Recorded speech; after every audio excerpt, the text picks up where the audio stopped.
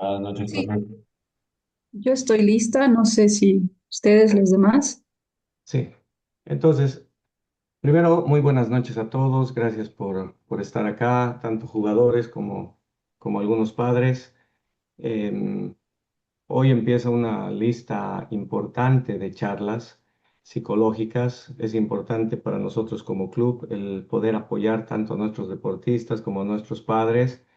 Y por supuesto vamos a tener grandes profesionales. Y antes de presentar a la licenciada, quisiera también presentarlo a Marcelo Carballo. Muchos de ustedes por supuesto que lo conocen, amigo personal y también un gran profesional, exjugador de fútbol, eh, reconocido en Bolivia, muchos años ligado al Wilstermann, al Stronger, a la selección boliviana. Hoy sigue ligado al fútbol desde la parte deportiva como entrenador y trabajando en el exterior, en los Estados Unidos precisamente. Y amigo que me ha ayudado a poner toda esta lista junta para beneficio de nuestro club, de todos nuestros jugadores y familias. Así que gracias, Marce, por haberme ayudado y colaborado en todo esto. Realmente para nosotros es una alegría el poder tener toda esta lista de profesionales que puedan, por supuesto, colaborar en el desarrollo a todos nuestros jugadores. Querido Dani, muchas gracias, muy buenas noches a toda la gente que está presente, a los padres de familia, a los deportistas, a la expositora de esta noche también. Muchísimas gracias a ti, Dani, por haber abierto esta posibilidad a que vayamos a generar junto a CDF una serie. CDF es una fundación que tenemos en Bolivia que se encarga, está enfocada al desarrollo personal, y habernos dado la oportunidad en este tiempo de generar una serie de exposiciones basadas todas en lo que significa el aspecto mental, también el rol de los padres. Hay una lista muy linda, interesante de capacitaciones que se van a compartir en esta primera fase y también ya decirte que hay una segunda fase para después también continuar con un aspecto tan importante como este. Así que simplemente muchas gracias, Dani, a ti y a toda la gente de tu club y estamos aquí para apoyar en lo que esté siempre a nuestro alcance. Muy bien, muchas gracias, Marce, de nuevo. Y ahora le vamos a dar paso con una previa presentación a la licenciada Laura Carballo Solís. Ella es psicóloga con experiencia en el ámbito clínico y deportivo, atleta también de alto rendimiento con experiencia directa en procesos competitivos, que hoy va a compartir con nosotros un tema sumamente importante como es la fortaleza mental, fútbol, fortaleza mental, el post rendimiento. Y te doy paso, Laura, con cariño, porque te consideramos parte de nuestra familia, así que déjame tutear un poco para que puedas estar con todas nuestras familias presentes hoy y poder ya introducir lo que va a ser tu tema y adelante con todo, por favor. Muchas gracias, Danilo. Muy buenas noches a todos, a los padres, a los deportistas. Y bueno, gracias por este espacio. Así que bueno, voy a comenzar con la exposición del día de hoy titulada Fútbol y Fortaleza Mental, el poder invisible del rendimiento.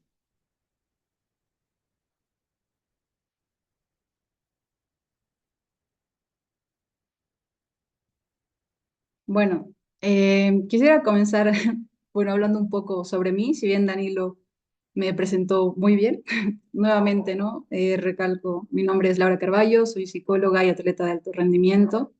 Y bueno, el deporte al que yo me dedico es el atletismo. Y bueno, si bien no es un deporte de conjunto como el fútbol, del que vamos a hablar el día de hoy, en- gracias a mi carrera profesional como psicóloga he podido aprender mucho sobre esta experiencia que es ser un ser humano y un deportista, ¿no? Porque al final, antes que deportistas, somos seres humanos. Personalmente, yo he tenido un currículum muy grande con el tema de las lesiones y esto me ha dejado fuera del deporte competitivo varios años, pero también me ha dado la oportunidad de conectarme con mi espiritualidad, no desde un ámbito místico, ni tarot, ni astrología, sino desde una experiencia profunda en la experiencia que es ser humano. Y esto me ha permitido superar mis lesiones. La última que tuve fue una operación de ligamento cruzado y menisco, una lesión bastante complicada, pero gracias a que pude fortalecer tanto mi espíritu como mi mentalidad, pude volver mucho mejor que antes, tanto en marcas, en mis tiempos, como en la mentalidad, ¿no? Y así es como nace un poco este objetivo personal de poder ayudar a deportistas y a personas a alcanzar su mejor versión, tanto en el deporte como seres humanos. Y bueno, para empezar, me gustaría que podamos responder estas preguntas. Si pueden, abren su micrófono, siéntanse libre de compartirlos o también los pueden escribir en el chat. Bueno, o que puedan reflexionar, ¿no? También personalmente. La primera es, ¿cuánto tiempo pasas preparándote físicamente? Esto incluye, ¿no? El tiempo de entrenamiento, el tiempo que están en el gimnasio, el tiempo que pasan en fisioterapia. Y por favor, siéntanse libres de abrir su micrófono o compartirlo en el chat, por favor.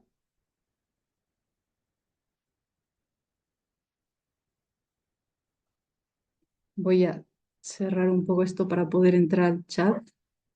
Un momento.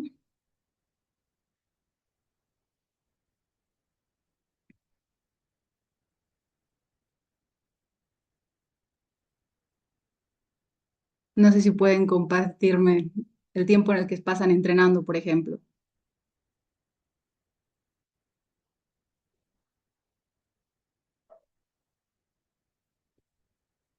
Va una hora. ¿Alguien más? ¿Cuánto tiempo entrenan cada día, por ejemplo, en su club, en el equipo? Aparte, hacen gimnasio.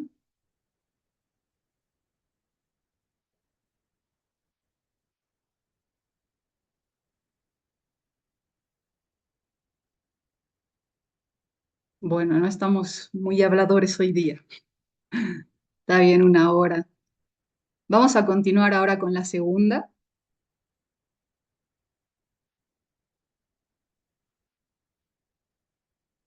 La segunda es, ¿cuánto tiempo le dedicas a entrenar a tu mente? Si es que alguna vez habían oído del entrenamiento mental. ¿Alguien dedica tiempo a entrenar su mente? También, si nunca lo han hecho, pueden poner no. Más allá de responderlo, es importante que puedan reflexionarlo.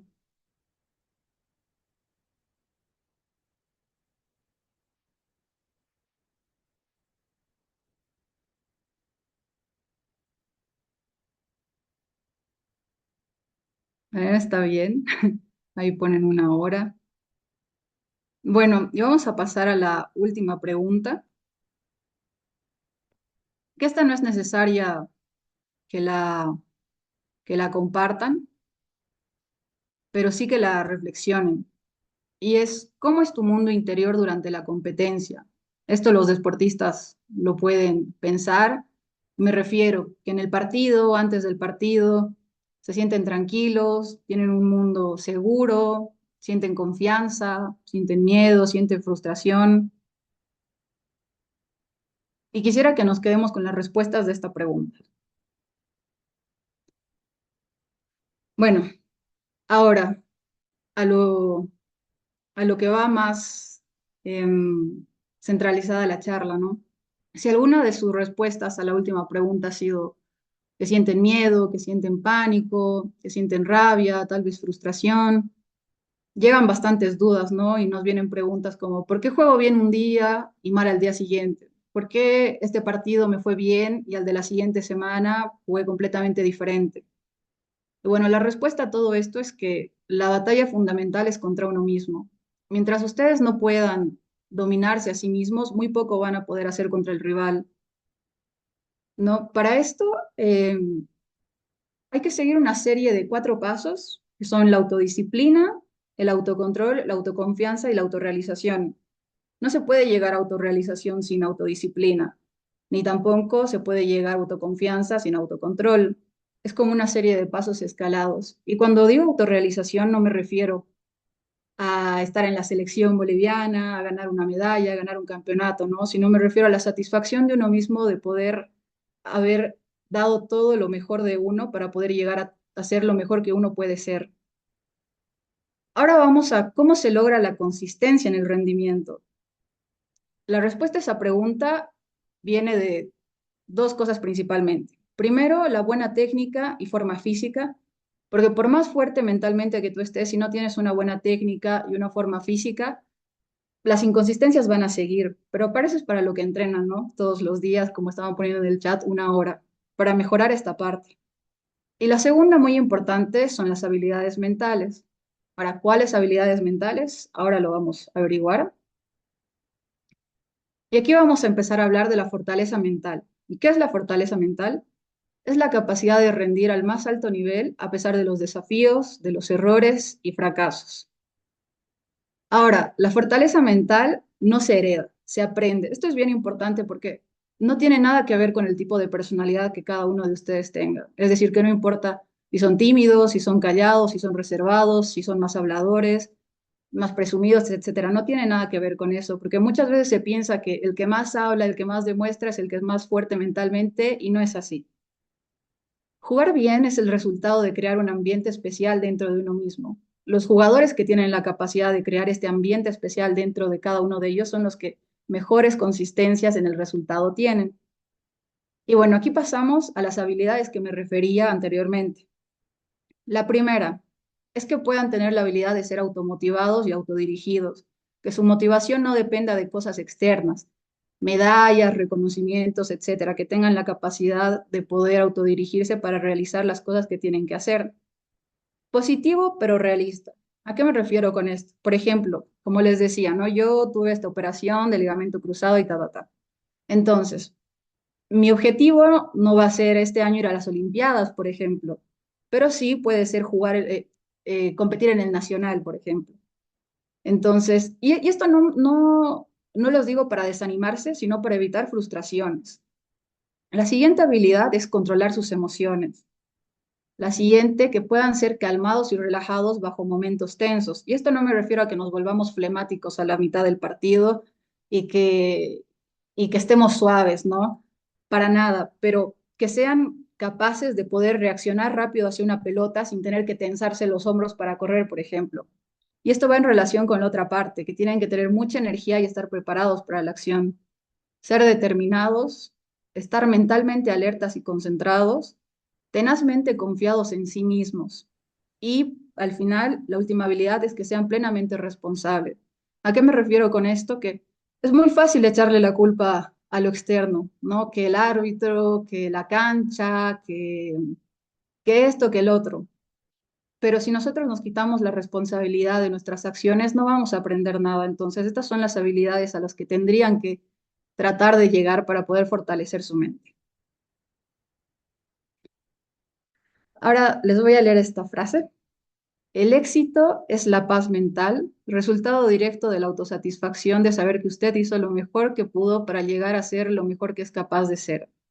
Esta frase la dijo John Wooden, que es considerado el mejor entrenador de la NCAA de básquetbol.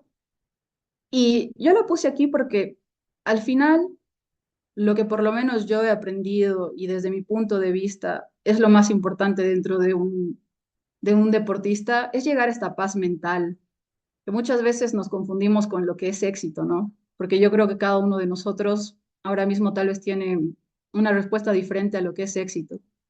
Pero para mí es muy importante compartir que el éxito es esta paz mental, que ustedes puedan sentir esta autosatisfacción de saber que están haciendo lo mejor que pueden ahora con todo lo que son habilidades, técnica, motivación, etcétera, para que puedan ser su mejor versión, ¿no?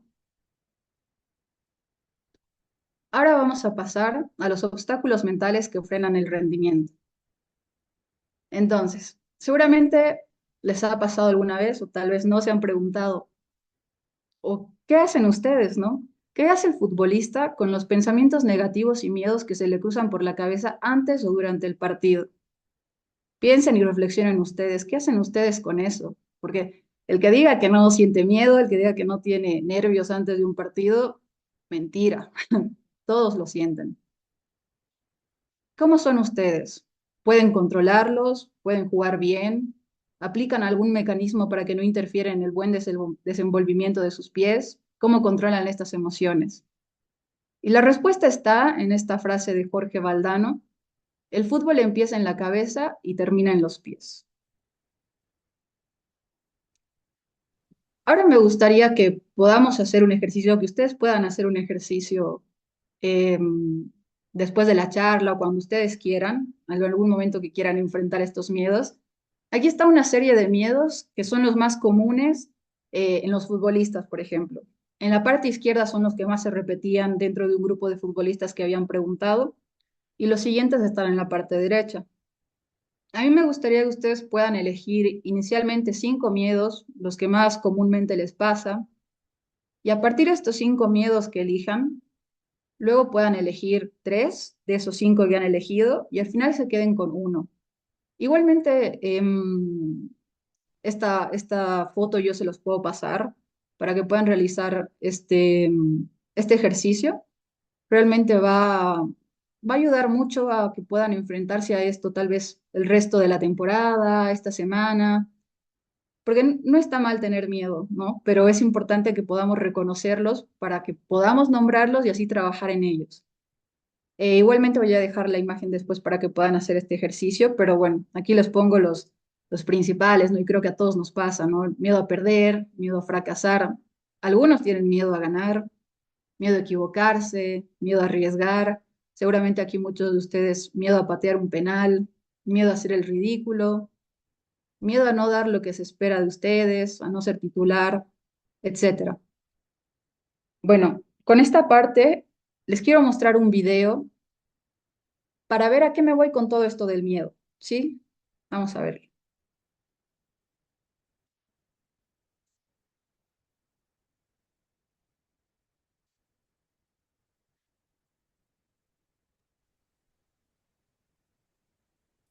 Laura, no se escucha el audio, El si audio, sí. compartirlo, por favor. A ver. Hay que habilitar una opción en la parte de compartir audio también. Ya. Gracias. Ahora voy a dejar de compartir para volver a compartir con audio. Ahora, ahora sí. A ver. Ahora sí, me avisan. Yo creo que alguna vez he oído, no sé si a Rafa Nadal o algún tenista, que decían que ellos tenían memoria de pez. Es decir, me interesa la siguiente bola. La que ya he tirado mala no vale para nada. Ya he cometido el error, ¿qué más da? Por supuesto, la reflexión después del partido, de ver qué he cometido, de ver qué he hecho o en qué me he equivocado. No hay que martirizarse, no hay que flagelarse, es todo lo contrario. Lo que importa no es el error, es lo que haces después del error. Bueno, ya esto me quería ir con lo del miedo, ¿no? Porque está bien, nos todos sentimos miedo antes o después del partido, pero en el partido mismo, cuando cometemos un error, lo importante está en no quedarnos en ese error, porque, ejemplo, ¿no? Yo tengo carreras que duran máximo 26 segundos. Cometí un error y ya se me fue la carrera, pero ustedes tienen que estar 90 minutos ahí jugando, prestando atención. O sea, no es como que cometen un error y se acabó y no hay solución. Lo importante está en no quedarse en el error, como decía Luis Enrique, no compartía esta experiencia de Rafa Nadal. Es en poder tener la capacidad de dejar atrás el error y poder controlar lo que sí puedo hacer después, que esta es la siguiente pelota, que es la siguiente jugada. Y eso es a lo que quería ir, que podamos entrenar la mente para que sea capaz de dejarnos actuar después del error.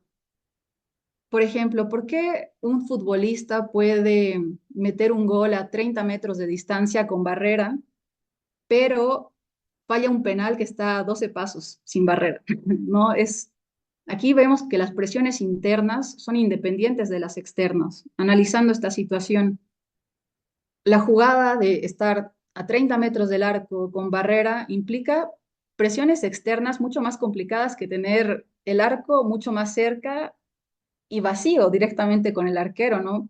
Pero ahí lo que influye es toda la presión interna que cada uno de ustedes tiene. Y la respuesta a esto y la solución, entre comillas, es la acción. La acción vence los miedos, pero los miedos pueden detener la acción.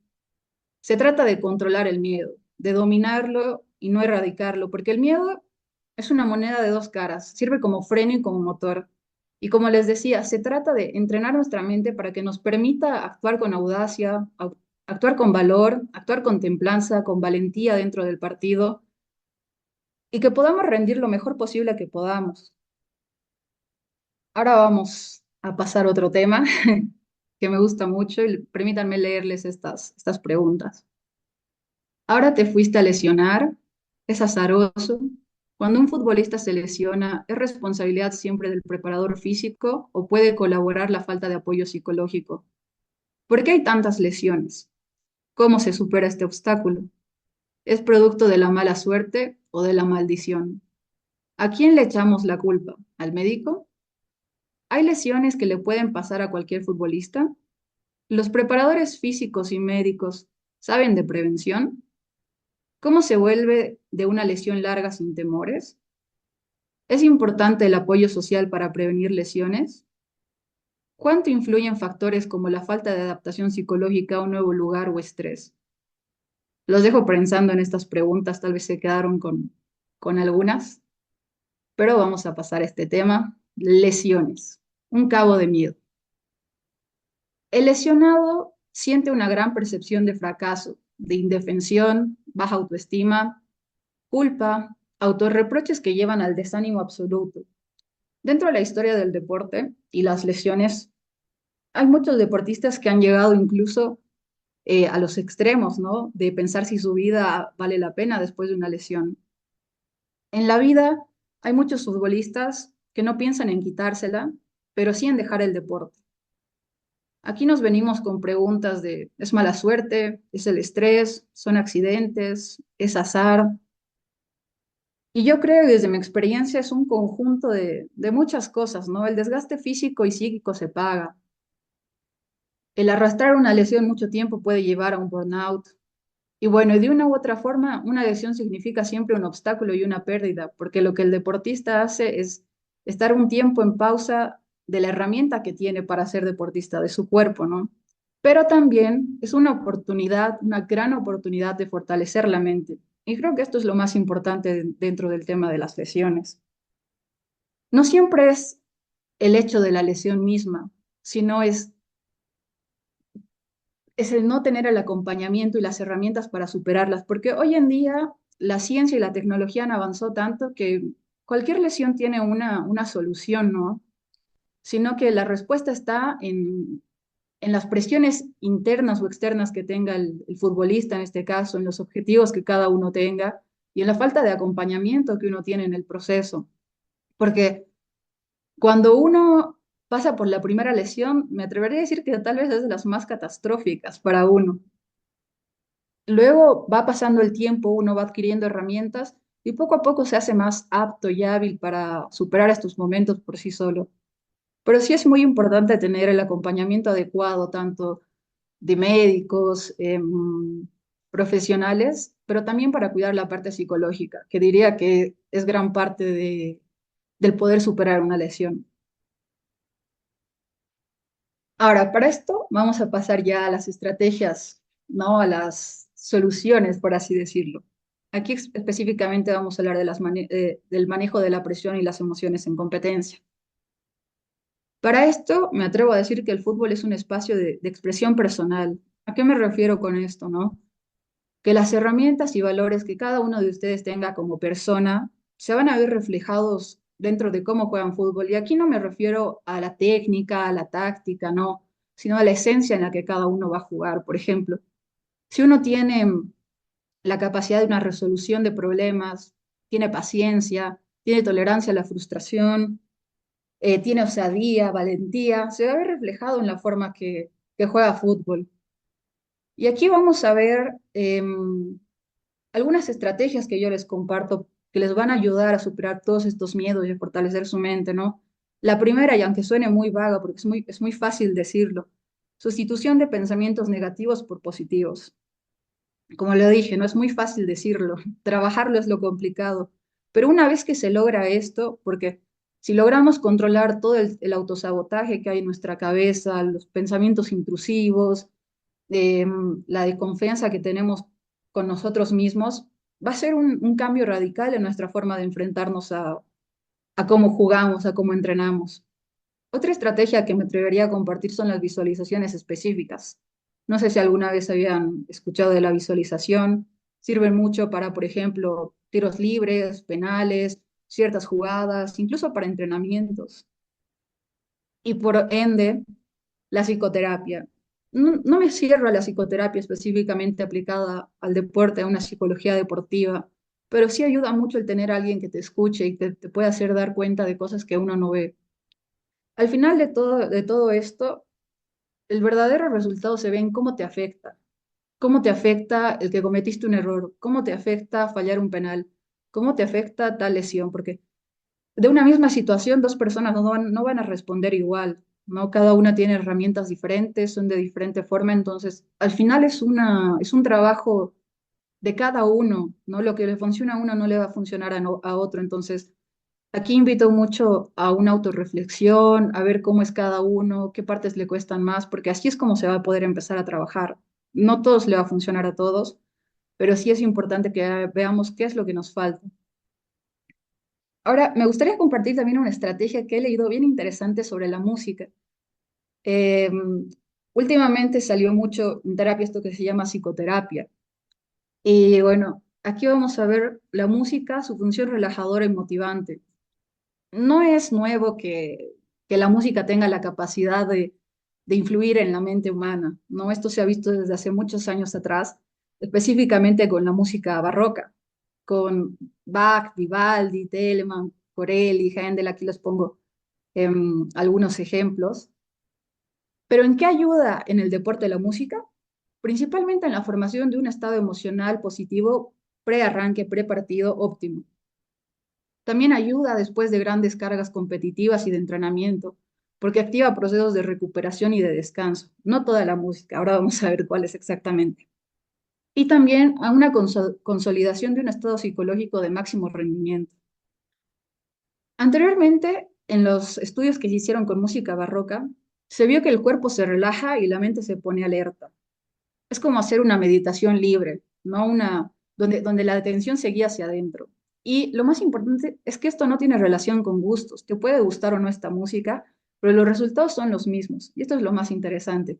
Uno no tiene que pensar en relajar el cuerpo, porque de por sí la música hace que los músculos se relajen. Y para esto me gustaría compartirles una metodología que se aplicó en 1987 con 159 deportistas, que tenía esta estructura. La primera parte es la música de distracción. El objetivo de esta es lograr un cambio de atención de todo el estrés, la ansiedad que haya prepartido, por ejemplo.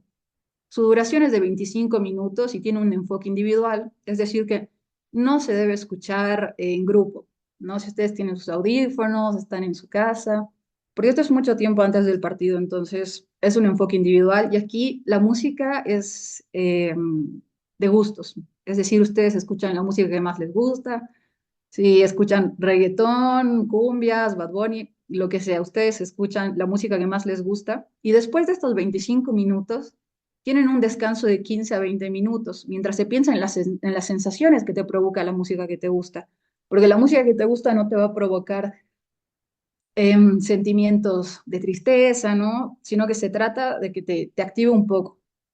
Después de este descanso de 15 a 20 minutos, pasamos a la segunda etapa, que es la música de relajación. El objetivo de esta es reducir los niveles de inquietud y angustia mediante el relajamiento.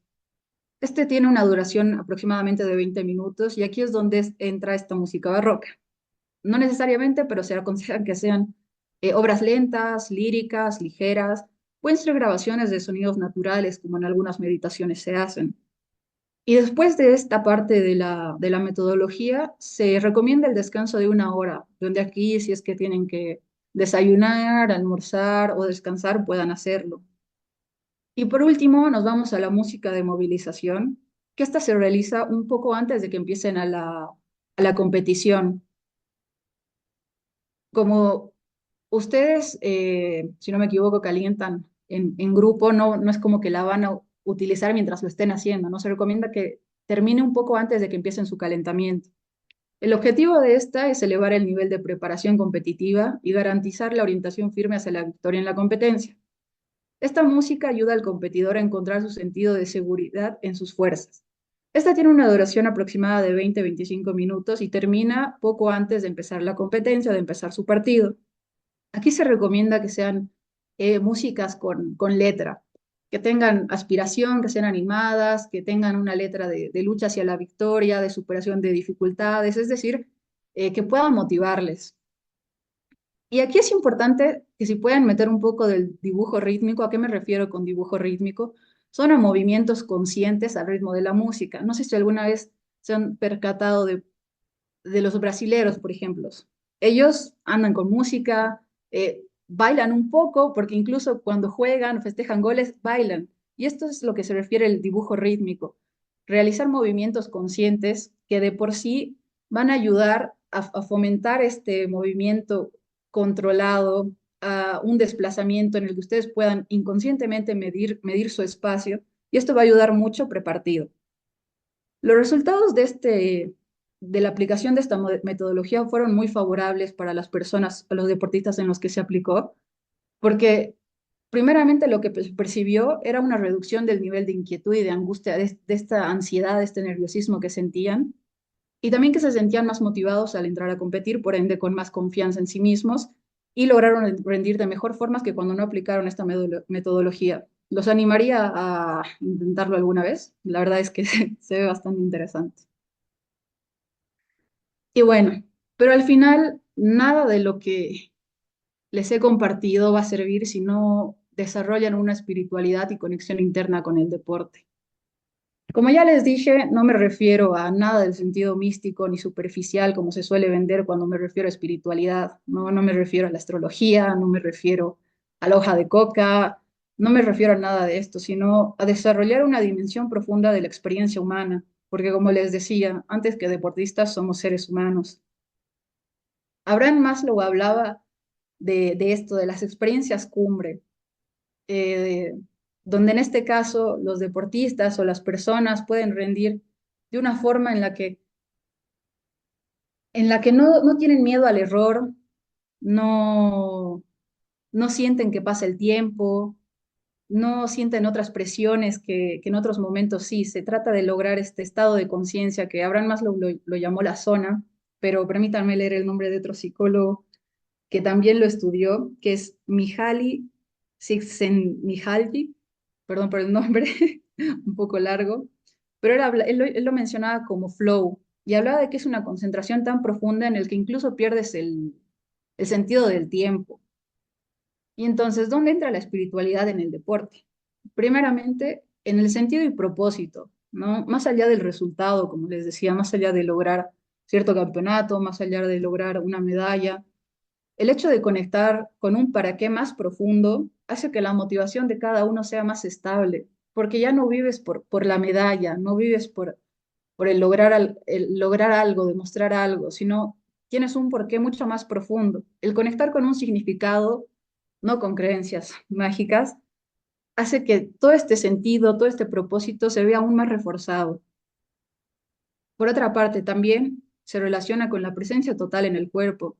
En el deporte se ve mucho la conexión mente-cuerpo. Lo que se trata es de lograr un silencio interno donde podamos estar con esta conexión totalmente em, expuestos, que lo podamos demostrar, ¿no? Porque no sé si se han puesto a pensar, hay veces en las que uno pierde esta conexión mente-cuerpo y ya no controlas nada, tu mente está en la izquierda y tus pies están en la derecha, entonces se trata de lograr este silencio interno. Por otra parte, también se relaciona en la regulación emocional bajo presión, a soltar el control excesivo, a aceptar el error, como les decía anteriormente, y a mantener la calma en momentos críticos.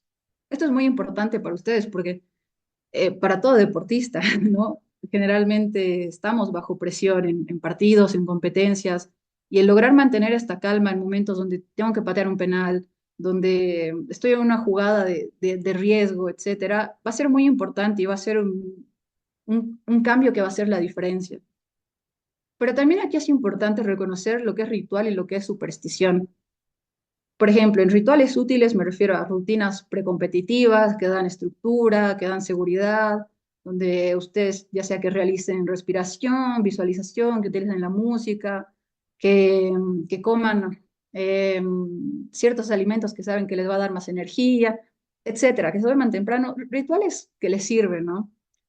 Ya supersticiones es creer que algo externo va a controlar el resultado, como los astros, como que Yo sé que existen muchas cábalas en el fútbol, pero lo que hace un psicólogo deportivo es hacer que el poder esté en el deportista y no esté en cosas externas, ¿no? Entonces, no le puedo dar mucho poder a las cábalas, sino a ustedes mismos. Pero lo más importante y para mí es la trascendencia del ego. Ahora al pasar voy a mostrarles un video que seguramente ya lo han visto todos, pero me gustaría volver a retomarlo, a traerlo al presente. Acá hay que presionar, acá hay que marcar. Parece decir Scaloni, Argentina y este espacio fenomenal. Messi para McAllister, McAllister para Messi. Ahora viene para Julián y Julián lo metió para McAllister. Creo que será gol de Di María, ¿vio? Encima Di María. Gol, gol, gol, gol, gol, gol, gol, gol, gol, gol, gol, gol, gol. Gol, gol, gol, gol, gol, gol, gol, gol, gol, gol, gol, gol. Gol, gol, gol, gol, gol, gol, gol, gol, gol, gol, gol, gol. Argentina, gritalo, gritalo, gritalo. Llorá, llorá. Lágrimas de fútbol. Largalo, explota el corazón, explota en la garganta. Revolía lo que tengas a mano. Argentina, más cerca de la cima. Bueno, seguramente muchos ya han visto este gol del Mundial, pero específicamente traigo este gol para explicar este tema porque estar en una final de un Mundial y realizar este tipo de jugadas requieren mucha trascendencia. Como equipo lo hacen ver tan fácil, pero para esto, para mí representa mucho lo que es la trascendencia del ego. No hay alguien que esté brillando por propia cuenta. Se ve una conexión del equipo trascendental. Lo hacen ver realmente fácil. Tal vez no muchos saben qué es el ego, pero estoy seguro que alguna vez lo han escuchado y es una parte nuestra, que no es mala, no es lo que nos motiva, lo que nos lleva hacia los objetivos, pero a veces tiende a pasarse a ser un poco egocentrismo. Y esto ya aquí nos detiene, ¿no? Porque uno se obsesiona con el tengo que ganar, no puedo fallar, tengo que ser el mejor, ¿qué van a decir los demás? Que es alguien que tiene algo que demostrar.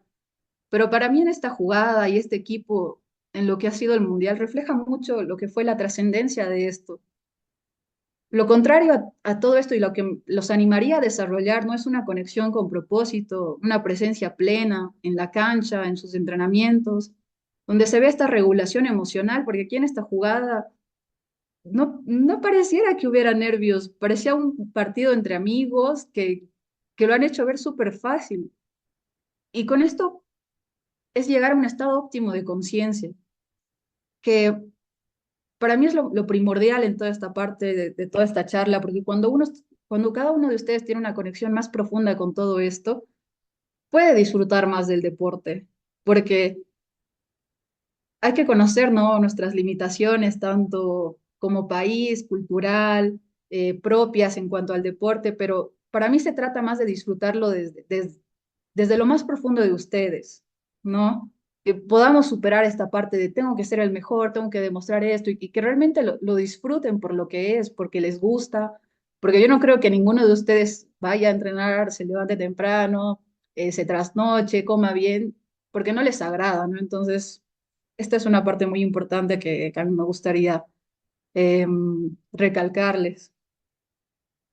Y bueno, aquí pongo los ejemplos de algunos jugadores, por ejemplo.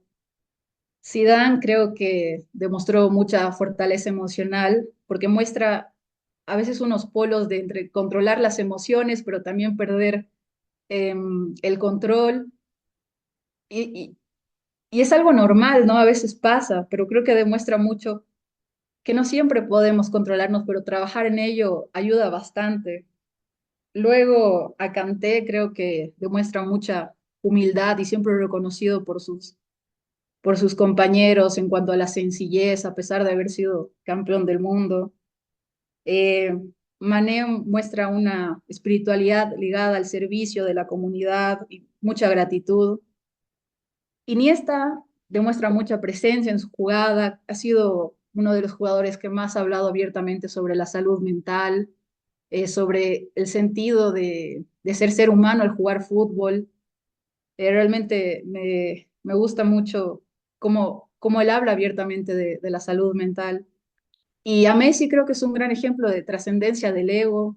Creo que o sea, su evolución emocional del 2014 al 2022 es casi un viaje espiritual. Es impresionante ver toda esta trascendencia.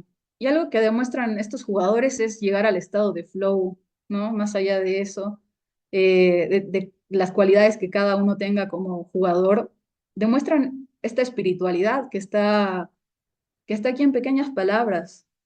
Bueno, yo los animo a poder inspirarse un poco en estos jugadores, que no son los únicos, pero son los que a mí más me han llamado la atención.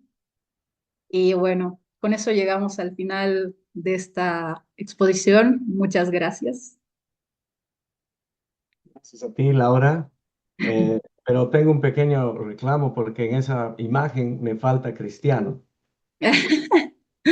Oh, Cristiano, sí. Cristiano. Sí, no, no sé. Tal vez si alguien tiene alguna duda, me gustaría tal vez que puedan encender su micrófono, interactuar estos últimos minutitos para que Laura también pueda darle su apreciación acerca de alguna situación específica que ustedes hayan vivido, hayan tenido.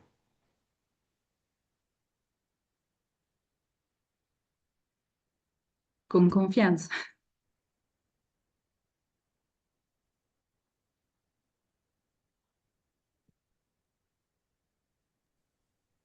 Me parece que en el chat Ya, Bruno Claure tenía una pregunta. a ver. ¿Cómo podemos apoyar como padres? Dice Jorge.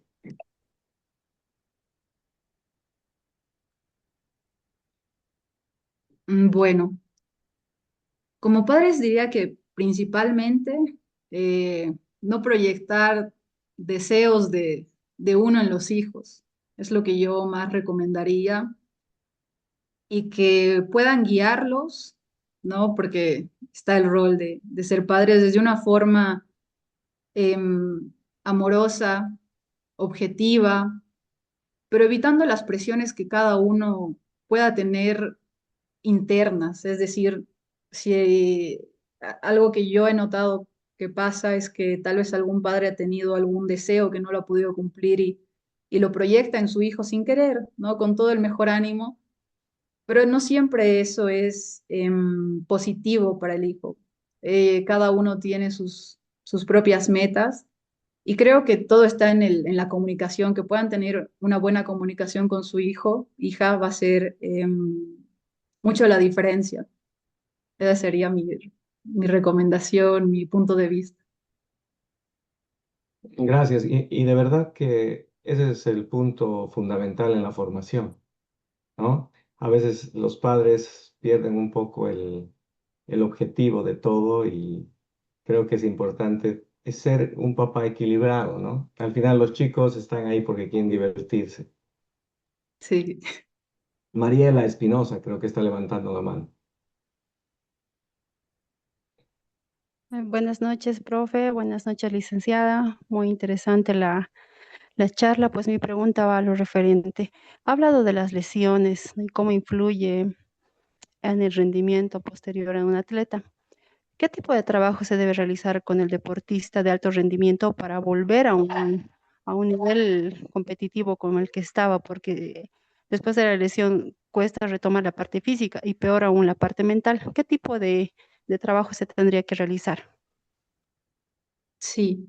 Bueno, ¿no? Como había dicho, la parte física no se la puede ignorar, ¿no? Eso, el médico, fisioterapia. Pero en cuanto a la parte mental, realmente en mi caso me ha ayudado mucho y yo recomiendo mucho la visualización, porque hoy en día la visualización, ya más allá de imaginarse a uno jugando de nuevo, porque yo le aseguro que el lesionado se imagina mucho de cuando estaba jugando por extrañarlo, pero se pueden hacer entrenamientos con la visualización, entrenamientos para que así a uno no le cueste tanto la vuelta al deporte, pero también es una buena oportunidad para ir a trabajar, por ejemplo, la paciencia, a dejar el control de un lado. Y yo recomendaría mucho si al inicio cuesta mucho o hay mucha desesperación, ir a un profesional, no, y un profesional que sepa, ¿no? Porque a veces no te van a dar buenas herramientas, pero el que te puedan otorgar ciertas cosas que en el día ayuden, por ejemplo, como decía, ¿no? La visualización, algunos ejercicios em, de, vuelta a la jugada, que mayormente sí son con visualización, porque el deportista ahorita lesionado no puede hacer ciertas cosas que no exageren su lesión, que no la perjudiquen más, pero sí diría que un profesional podría ayudar a encaminar esto y a dar las herramientas que tal vez no tienen un inicio. Y obviamente no es que va a volver ese rato como estaba en un principio, pero sí se trata de darle a entender que hay esa posibilidad, porque a veces uno lo ve catastrófico y lo ve como que no voy a poder, pero se trata de hacerlo ver que no está en el fondo del hoyo y que no está perdido y que se puede volver, pero sí requiere, como decía, de un buen acompañamiento. Y tengamos en cuenta que en realidad la parte física, técnica y táctica son aspectos que se pueden igualar, ¿no? De jugador a jugador o de equipo a equipo, pero ahora se habla mucho de lo mental y es ahí donde está la diferencia. Y es un poco, y todo esto por supuesto a nosotros nos ayuda muchísimo, porque desde hace un tiempo estamos queriendo apoyarlos a todos nuestros chicos que son jóvenes, y hoy tenemos alrededor de 60 o 70 potenciales jóvenes para jugar en la A. Y eso representa un trabajo mental bastante exigente, ¿no? Entonces, creo que va también para que todos nuestros jugadores, niños, jóvenes y los papás, vayamos entendiendo, incluido nosotros, por supuesto, que la parte mental es un porcentaje muy alto el día de hoy, sin dejar de trabajar la parte técnica, física, táctica, pero la mental es realmente importante. Sí. Gracias, Dani. Yo también tengo que decirle a Laura que falta Ronaldo por el tema, por el tema mental, sobre todo, ¿no? Porque creo que es un gran ejemplo en ese sentido, ¿no? Recalco mucho lo que has dicho, Laura, y te agradezco el tema de crear un ambiente especial dentro de uno mismo.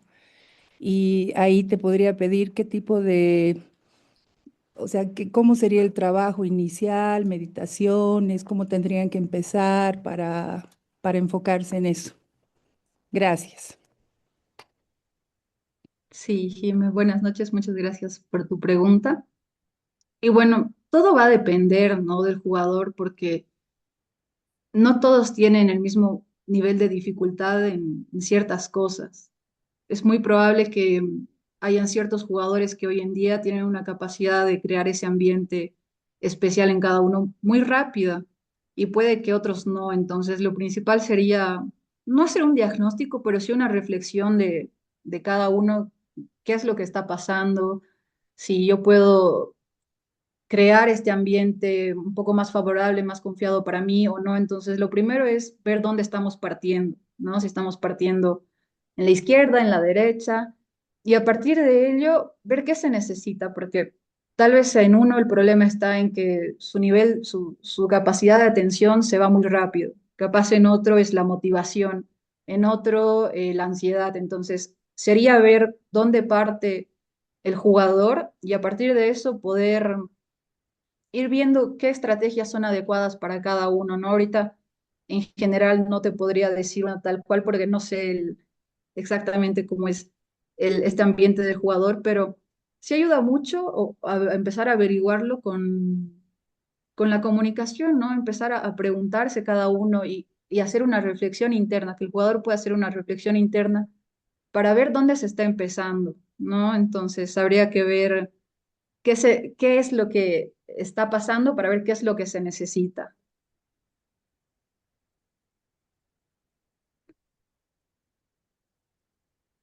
Ahora hay una pregunta que dice, En el chat creo hay dos. sí, ¿cómo manejamos la ansiedad precompetitiva del grupo de jugadores?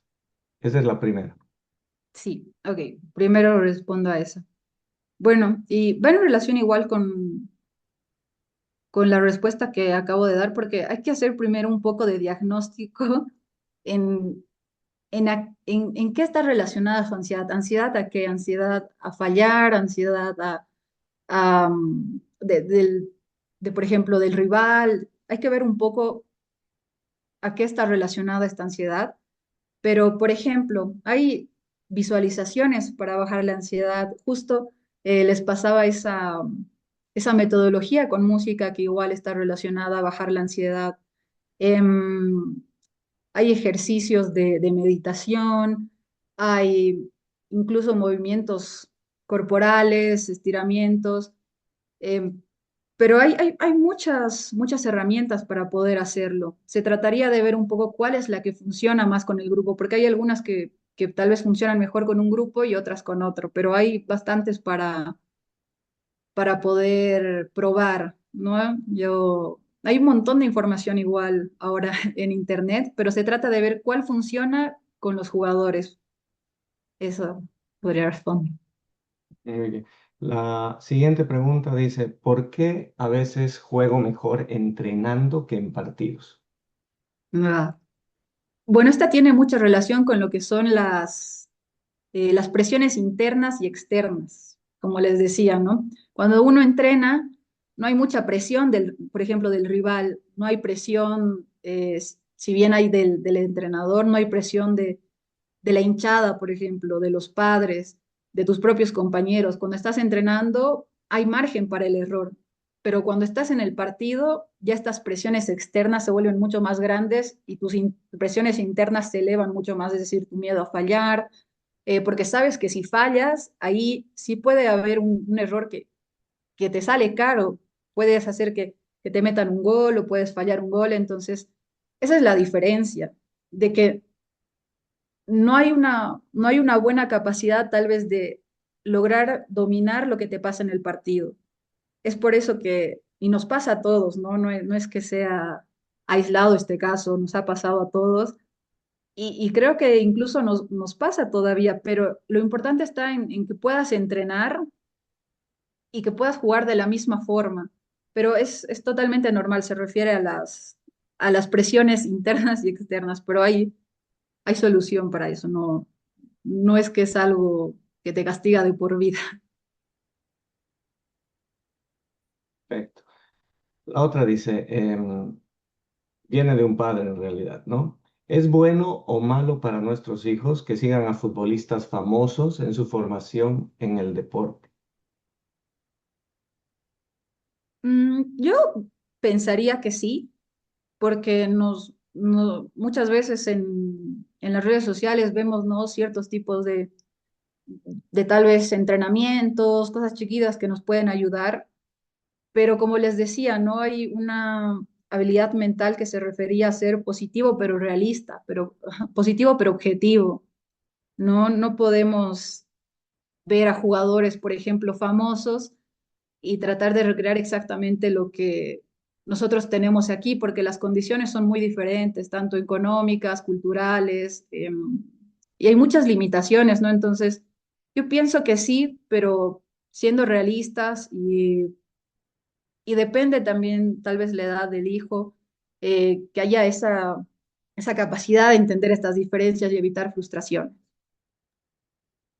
Pues pasaría por la motivación, ¿no? O sea, el Sí, seguir más a para una Cristiano parte, o a Messi. ajá, Creo que no, el camino no es el ser igual a ellos, porque como ellos solo hay uno, digamos, ¿no? Y son sí, solamente ellos, pero esa motivación que ellos tienen de ir a entrenar o de cuidarse o de ir al gimnasio todos los días, tratar de estar más fuertes, más resistentes, qué sé yo, ¿no? Tal vez esa sí, podría ser la motivación para ellos, positiva, sí, sí. digamos.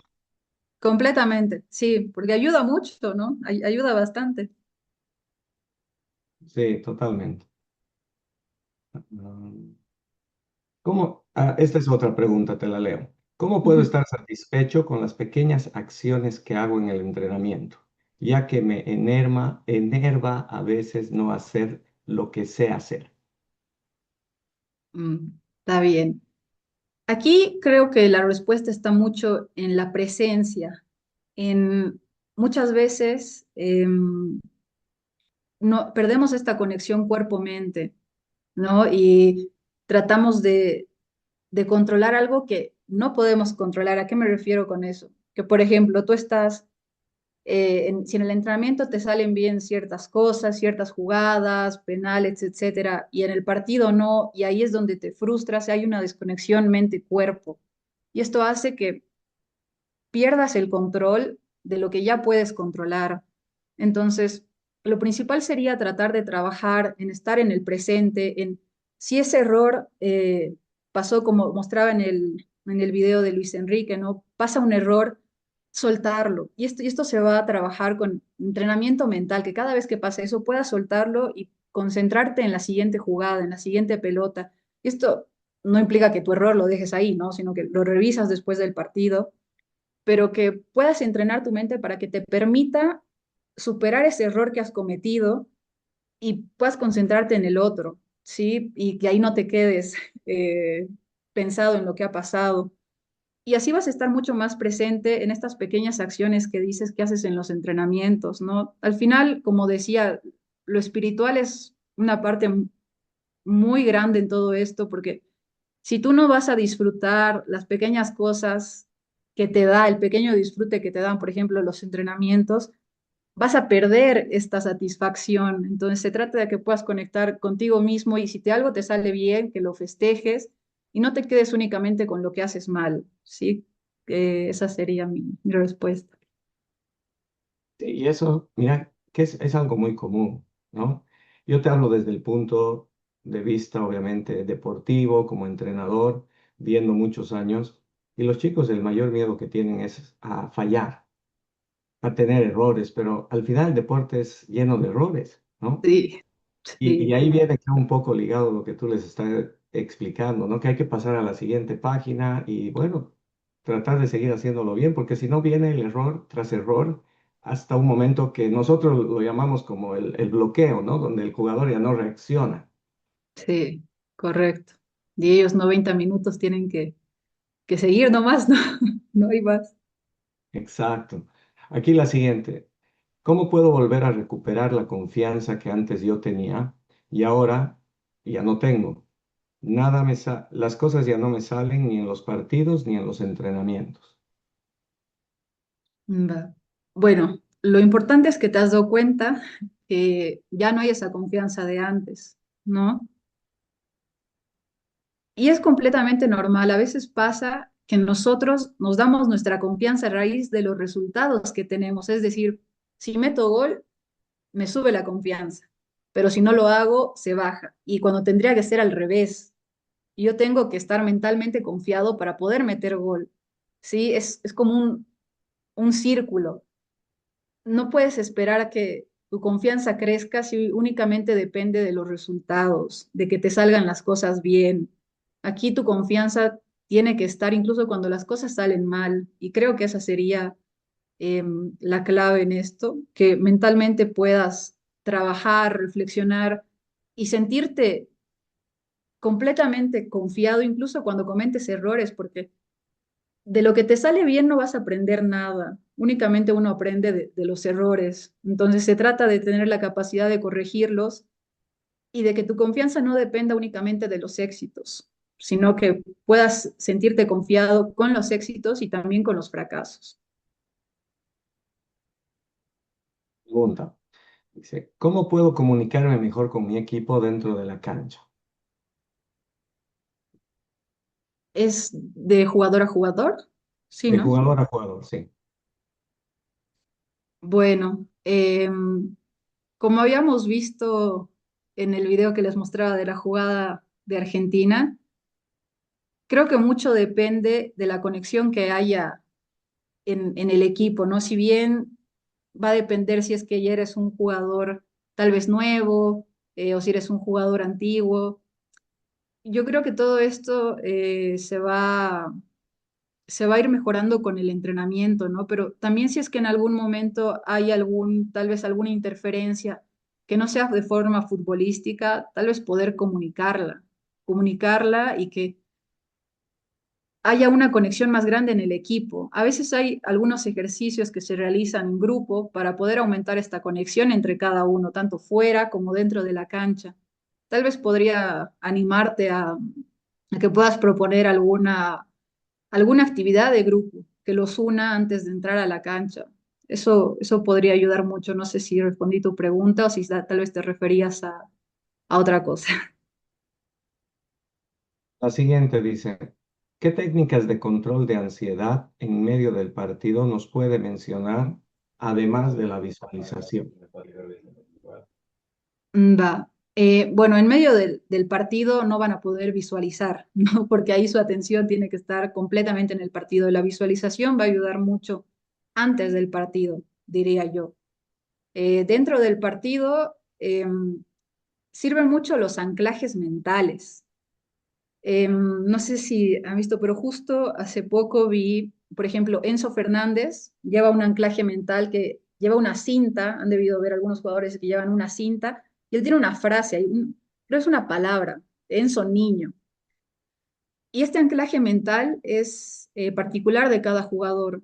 Y esto se entrena. Por ejemplo, este anclaje mental es que cada uno pueda elegir alguna palabra, alguna frase que le suba esta confianza, que le sube estos ánimos y que pueda ver automáticamente en el partido y que esto como se ha entrenado, ¿no? Un tipo de condicionamiento pueda subirte la energía. Esto se hace, por ejemplo, en el partido, en los entrenamientos, cada vez que te sale bien algo, cada vez que haces un gol, una buena jugada, un buen entrenamiento, tú puedas repetir esta frase para que se condicione a que en el partido lo tengas escrito, te la puedas decir y automáticamente tu cuerpo reaccione a eso. Esa podría ser una buena técnica de control de ansiedad dentro del partido, que no te va a tomar como la visualización, sino que te va a ayudar a reaccionar rápido, pero esta hay que entrenarla, hay que condicionarla en cada entrenamiento, cada vez que tú te sientas bien, para que en el partido funcione, ¿no? Porque no va a funcionar si directamente la intentas en el partido. Todas estas preguntas súper interesantes porque es parte Sí. de la realidad. Dice, mire, ¿por qué juego mal el primer tiempo, pero en el segundo tiempo juego bien? Ah, esto al revés. Puede ser por distintas variables, ¿no? Tal vez en el primer tiempo estabas más nervioso, estabas con más miedo, con más dudas sobre ti mismo.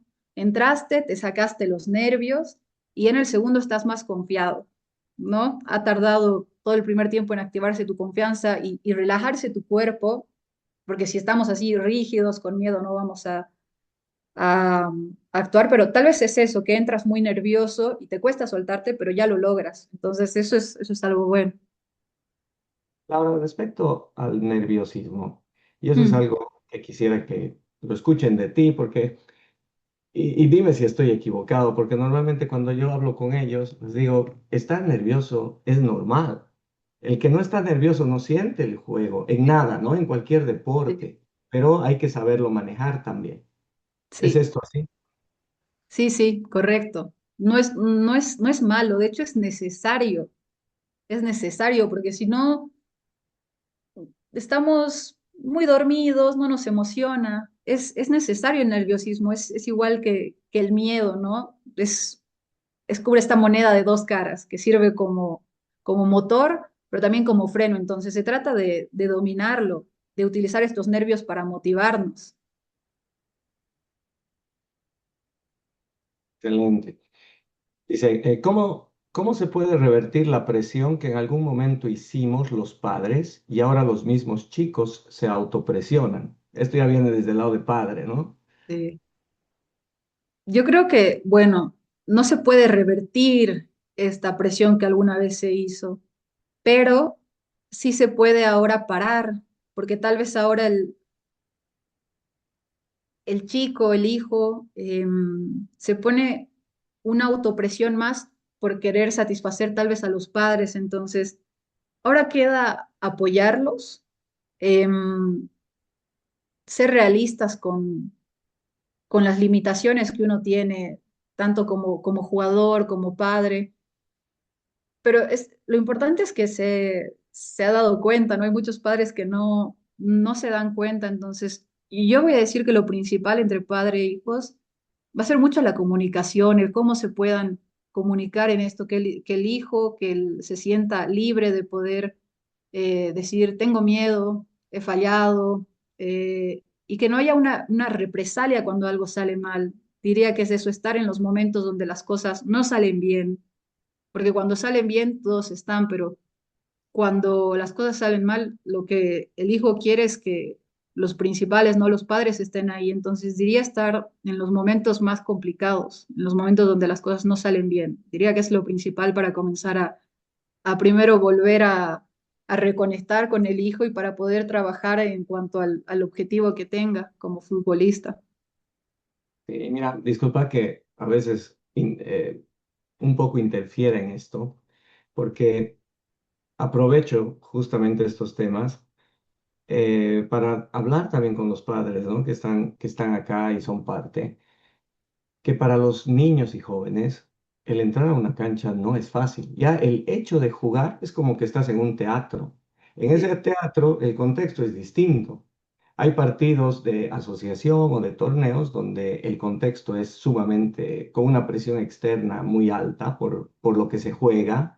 Hay algunos partidos que son más relajados, que tal vez enfrentas a rivales de no mucho nivel y es mucho más llevadero, pero el estar ahí adentro es complicado. En cualquier edad, ¿no? El profesionalismo y el de 8 años tienen la misma complejidad en la edad y cómo lo ven ellos. Es su mundial y a veces eso no lo completamente. entendemos desde afuera y no lo entendemos todos, ¿no? No lo entendemos padres y a veces también los entrenadores. Sí, eso es cierto. A veces pasa como un miedo escénico, ¿no? Pero sí, es totalmente cierto lo que pasa. Hay que estar ahí para saber qué es lo que se siente. Sí, ponerse en su lugar, yo digo a veces un poco, ¿no? Y tratar de ayudarlos desde ese sentido. Pero realmente todos los tips que nos has dado, la guía que nos has podido brindar hoy a medida que ha ido transcurriendo la charla, totalmente beneficiosa. Y quiero agradecerte, ya viendo que las preguntas ya no han ido llegando al chat. Laura, gracias por tu tiempo, por compartir estos minutos o esta hora de repente con nosotros. Todo esto es algo que realmente nos beneficia como club, a nuestros propios jugadores, padres, y gracias de verdad, gracias nuevamente de parte de toda la familia de Alianza.